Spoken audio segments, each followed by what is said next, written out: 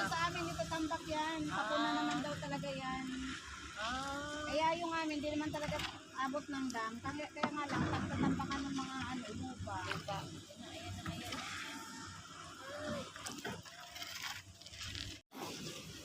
Isang loader. Walang amin dito. Ay, kabaon. Ulit ibang kata eh. Tama ko sa kabila eh. Yan. Ang hirap. Ganito. 10 kilo ang abitan. Isang guhit lang. 10 kilo lang yung bigat niya. Pag nagbaha na pala dito, hindi ko madaanan dito.